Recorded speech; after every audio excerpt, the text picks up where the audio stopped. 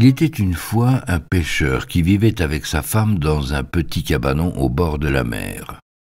Tous les jours, l'homme partait pêcher. Il pêchait sans relâche.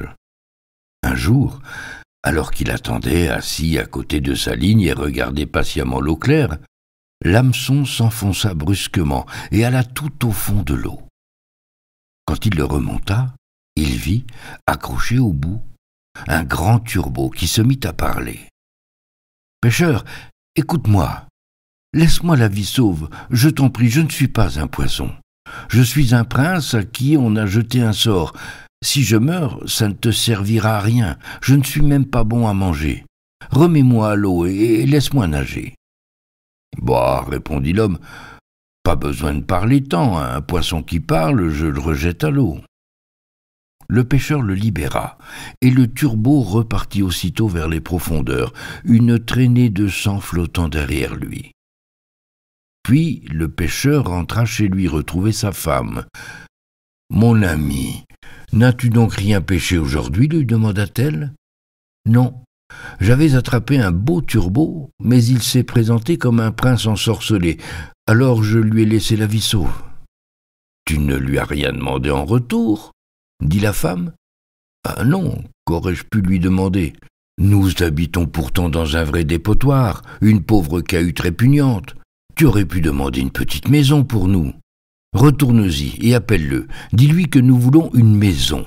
Il répondra sûrement à ta demande. » « Mais pourquoi repartir là-bas? Ça ne servira à rien. »« Et pourquoi pas, lui dit sa femme. Tu l'as bien pêché, puis remis à l'eau. Il fera ce que tu lui demandes, retourne-y et vite. » L'homme n'était pas convaincu, mais il ne savait pas dire non à sa femme. Alors il marcha jusqu'à la mer. Quand il retrouva l'endroit, la mer n'était plus si limpide, mais jaune et verte. Il se rapprocha de l'eau et dit « Turbo, mon ami, viens voir par ici. Ma femme Isabelle crie et se rebelle. » Le turbo se montra à la surface. « Que veut-elle donc » demanda le poisson. « Comme je t'ai attrapé puis relâché, elle me dit que je peux te demander quelque chose. Elle ne veut plus vivre dans un dépotoir et voudrait habiter une belle maison. »« Rentre chez toi. Ta femme habite maintenant une belle maison. » L'homme repartit chez lui, mais il ne vit plus le dépotoir. À sa place se dressait une jolie maison avec un banc où était assise sa femme. Elle lui prit la main et dit « Regarde comme c'est mieux. Entrons. » À l'intérieur, il y avait une première pièce, une chambre à coucher, une salle à manger et une cuisine avec tout le service, des cuivres et des étains étincelants de propreté. À l'arrière, une petite cour avec des poules et des canards et un jardinet riche en légumes et en fruits. « Tu vois, dit la femme, c'est mignon. »« Ah oui, restons ainsi, ce sera un bonheur de vivre ici. »« Nous verrons, dit la femme. Ensuite, ils dînèrent et se couchèrent. Tout se passa bien pendant 8 ou 15 jours. Puis la femme dit au pêcheur, « Mon ami, la maison est tout de même exiguë, on est un peu serré, sans parler de la cour et du jardin, qui sont minuscules. Le turbo aurait pu nous donner une maison plus grande. Moi, ce que je veux, c'est vivre dans un château en pierre. Retourne à la mer et demande-le lui, il pourra bien nous l'offrir. »« Ma femme, cette maison est très bien. Que veux-tu faire d'un château ?»« Comment ?» lança la femme. « Tu n'as qu'à demander, le poisson te doit bien ça. »« Je refuse, dit le pêcheur. Il nous a déjà offert une maison, je ne vais pas l'ennuyer une nouvelle fois. Vas-y, il fera ce que tu demandes aisément. Va, je te dis. » L'homme était très contrarié. Il ne savait pas dire non à sa femme. Il se disait « Ce n'est pas très sage », mais il marcha quand même jusqu'à la mer. Quand il retrouva l'endroit, la mer n'apparaissait plus jaune et verte, mais violette. Elle était sombre, mais encore calme. Il se rapprocha de l'eau et dit « Turbo, mon ami, viens voir par ici. Ma femme Isabelle crie et se rebelle. »« Que veut-elle donc maintenant » demanda le poisson. « C'est-à-dire, hésita-t-il, elle voudrait vivre dans un grand château en pierre. Retourne chez toi, dit le turbot. Ta femme est déjà devant le portail. L'homme repartit, croyant revoir la maison, mais il découvrit un grand château en pierre et sa femme qui l'attendait sur le perron. Elle lui prit le bras et dit « Allons, entrons ». Et le pêcheur la suivit. Dans le château, on entrait par un superbe vestibule dont les murs étaient en marbre. De nombreux serviteurs attendaient là pour leur ouvrir les grandes portes. De magnifiques tapisseries étaient tendues aux murs, les fauteuils et les tables des salons et des chambres étaient entièrement dorés, et au plafond pendaient des lustres en cristal en forme de diadème. Des tapis recouvraient le sol de toutes les chambres. Enfin, on trouvait toutes sortes de mets délicieux et de vins fins sur les tables, prêtes à se fendre. À l'arrière du château, une grande cour se divisait en écuries pour les chevaux, étables pour les vaches et abris pour les carrosses. Derrière se trouvait un jardin garni de fleurs et d'arbres fruitiers. Il y avait encore un parc gigantesque et une forêt privée où couraient tous les gibiers que l'on aime admirer avant de les manger. Chevreuils, cerfs, lièvres et d'autres encore. « Tu vois, dit la femme, n'est-ce pas agréable ?»« Eh oui, dit le pêcheur, qu'il sera bon de vivre dans ce magnifique château. Nous y serons heureux. »« Nous verrons, dit la femme, nous verrons. Couchons-nous pour le moment. » Et ils gagnèrent leur chambre. Le lendemain, la femme se leva la première, sous un beau soleil. Elle découvrait la nature qui s'éveillait sous son regard. Elle réveilla son mari brusquement. « Sors du lit, mon ami, et regarde donc par la fenêtre. Ne trouves-tu pas que nous pourrions régner sur tout cela? Dis donc aux poissons que nous voulons être rois et reines. » « Ma femme, pourquoi donc devenir roi? Je n'ai pas besoin, moi, de régner. »« Tant pis, répondit-elle, mais si tu ne veux pas être roi, moi, je veux être reine. Trouve donc le poisson pour lui dire de me faire reine de ce pays. »« Ma femme, pourquoi veux-tu être reine? Comment le dirais-je au turbot? Et si j'en ai envie, lança la femme. Vas-y immédiatement, je veux être reine. » Il se dirigea vers la mer, mais il était soucieux de ce nouveau caprice.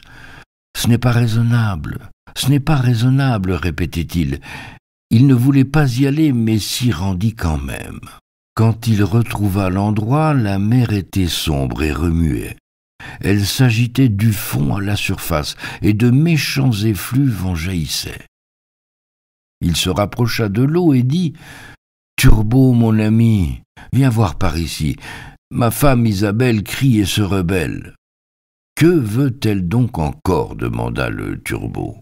« Ah, se lamenta-t-il, elle veut être reine. »« Retourne chez toi, elle l'est déjà. » Le pêcheur repartit chez lui et, quand il approcha, il vit un palais immense dominé par un gros donjon sculpté.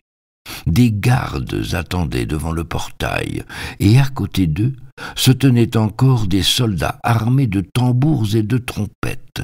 Le pêcheur pénétra dans le château. À l'intérieur, tout était recouvert de marbre, de dorures et de velours. Les coffres dans chaque coin débordaient de richesses.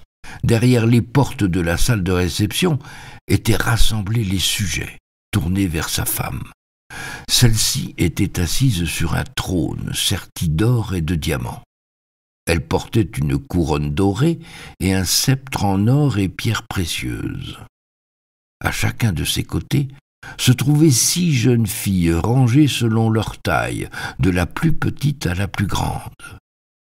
Le pêcheur se dirigea vers sa femme et lui dit « Ma femme, tu es donc reine maintenant. »« Oui, affirma-t-elle, je suis reine. » Il s'approcha encore pour l'observer et reprit « C'est bien que tu sois reine. Nous n'avons plus rien à attendre à présent. » Au contraire, lança-t-elle, je me suis ennuyée, j'ai trouvé le temps long, je veux que cela cesse, je suis reine, mais je dois être impératrice maintenant.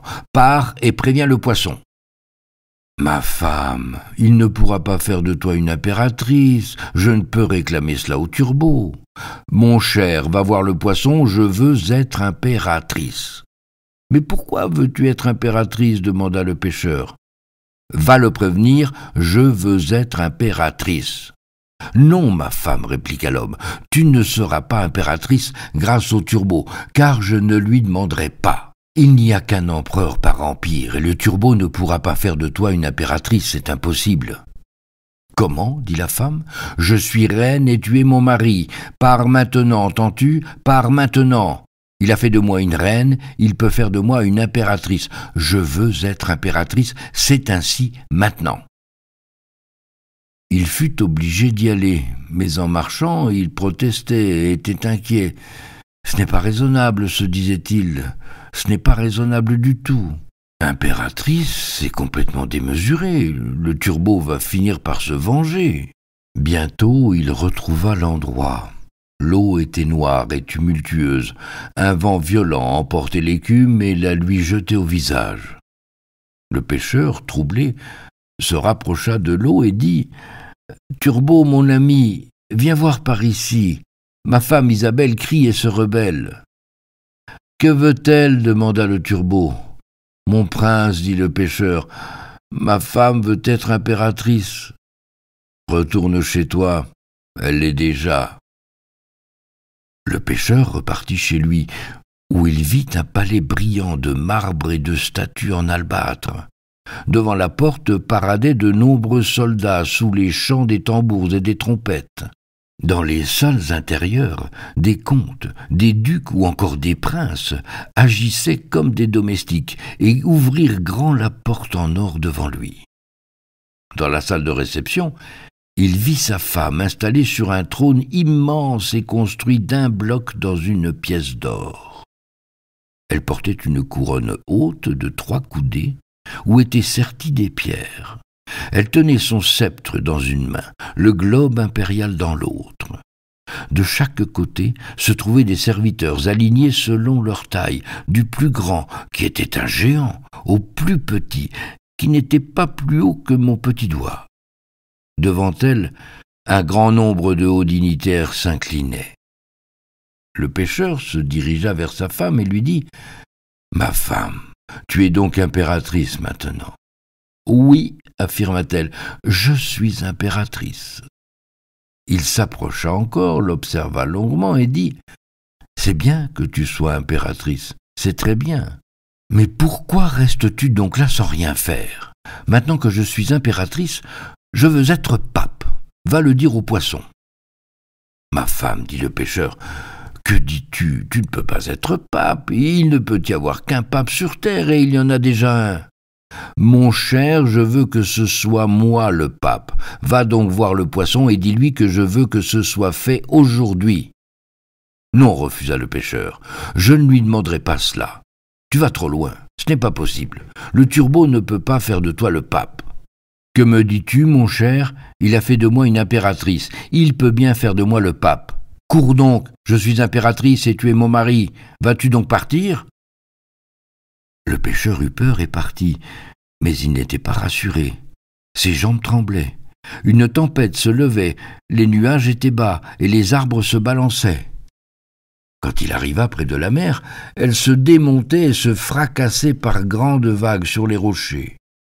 Au loin, il voyait les bateaux mis à mal qui lançaient des appels au secours. Le pêcheur était affligé quand il se rapprocha de l'eau et qu'il dit « Turbo, mon ami, viens voir par ici. Ma femme Isabelle crie et se rebelle. »« Que veut-elle donc enfin » demanda le Turbo.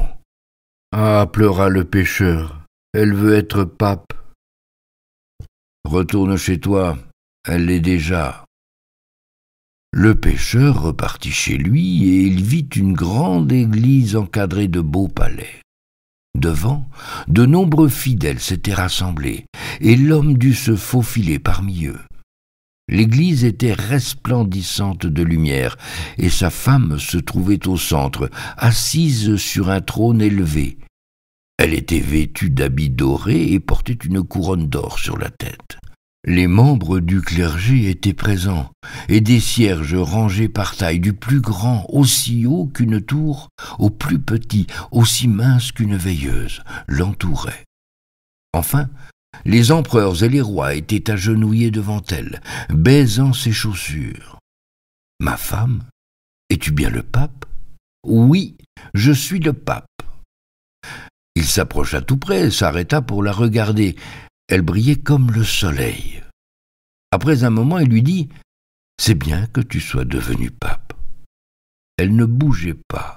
Alors il continua « Ma femme, il faut que tu sois satisfaite à présent, car tu ne peux plus rien demander d'autre. »« Nous verrons, dit-elle, nous verrons. » Puis ils allèrent se coucher. La femme n'était pas apaisée. Elle rêvait de plus grandes choses encore, mais elle ne savait pas ce qu'elle pouvait avoir ou être. Le pêcheur, quant à lui, n'eut pas de mal à trouver le sommeil, et il dormait profondément, fatigué par sa longue marche. Sa femme n'arrivait toujours pas à dormir et passa la nuit à se retourner dans son lit. Elle cherchait encore ce qu'elle pourrait obtenir, mais ne trouva rien. C'est au matin, quand le soleil commençait à se lever et que la rosée brillait sur les feuilles, que la femme se redressa pour regarder par la fenêtre. Voyant les rayons du soleil entrer dans la pièce, elle se dit « Pourquoi ne pourrais-je pas ordonner, moi, à la lune et au soleil de se lever ?» Alors, bousculant son mari, encore endormi, elle cria « Mon cher, lève-toi, dis aux poissons que je veux être comme Dieu. » Le pêcheur n'était pas bien réveillé, mais la surprise le fit tomber du lit. « Que dis-tu donc » demanda-t-il à sa femme. « Mon cher, je ne peux supporter que la lune et le soleil se lèvent sans mon commandement, et je ne serai plus sereine tant que je les saurai indépendants. » Elle regarda son mari avec une telle folie qu'il en prit peur. « Va donc, ordonna-t-elle, je veux être comme Dieu. » « Ma femme, le Turbo ne peut pas faire ça. Il a fait de toi une impératrice, puis un pape, mais il ne pourra pas faire ça. Calme-toi et restons ici. Pape, c'est déjà une bonne chose. » Mais la femme se mit dans une telle rage que ses cheveux volèrent au-dessus de sa tête et qu'elle déchira sa chemise de nuit. Elle frappa son mari du pied en hurlant « Je ne peux pas le supporter un moment de plus. Cours donc !» Le pêcheur s'habilla rapidement et s'enfuit. Dehors, la tempête était si forte qu'il ne pouvait avancer. Tout était prêt à s'envoler, les maisons comme les arbres.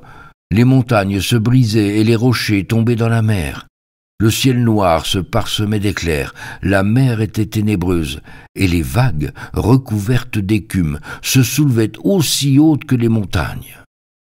Le pêcheur dut crier, mais il ne percevait même pas le son de sa voix. « Turbo, mon ami, viens voir par ici. Ma femme Isabelle crie et se rebelle. »« Mais que veut-elle encore » demanda le Turbo. « Ah, pleura-t-il, elle veut être comme Dieu. »« Retourne chez toi, ta femme a retrouvé son dépotoir. » Et c'est là qu'ils vivent encore.